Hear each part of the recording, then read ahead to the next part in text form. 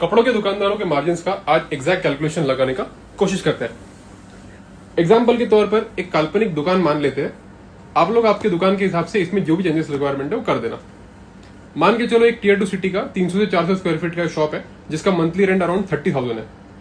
ये दुकानदार एवरेज 10,000 रोज का धंधा करता है, जिसके हिसाब से मंथली सेल्स हुआ लगभग समझो 2.5 से 3 लाख के आसपास। अब इसमें सब जो भी खर्चे हैं वो जोड़ते चलो। रेंट कॉस्ट है 30,000 जो है लगभग 10% ऑफ मंथली सेल्स। इसके बाद में लगता है ट्रांसपोर्टेशन या लॉजिस्टिक्स का खर्चा दो अराउंड 2% एवरेज है। दुकान में 2 हेल्पर स्टाफ है, उनका लगभग 15 से 20,000 के आसपास पकड़ लो, जिसका एवरेज लगभग समझो 6% के आसपास हो जाएगा।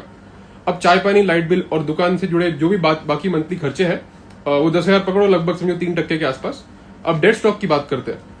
डेड स्टॉक का ऑफसेट मार्जिन जो निकलेगा क्या आएगा लगभग 20%। और आप समझो लगभग मेरी इस बात पे हंसोगे, पर एक्सपीरियंस लोगों से पूछो कि ये ज्यादा है एक्चुअली कम है। कस्टमर डिस्काउंट देखे तो लगभग 5% के आसपास रहेंगे। मार्केटिंग एक्सपेंस रहेगा लगभग 2% के आसपास, और कुछ छुपे हुए खर्चे जो भी रहेंगे वो मानकर चलो कि 2% के आसपास रहेगा।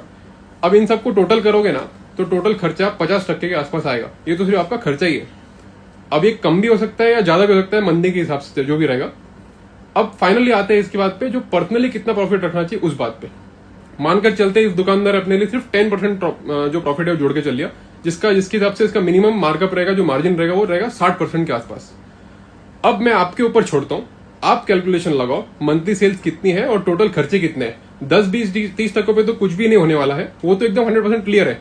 होश में रहकर धंधा कीजिए, जोश में नहीं।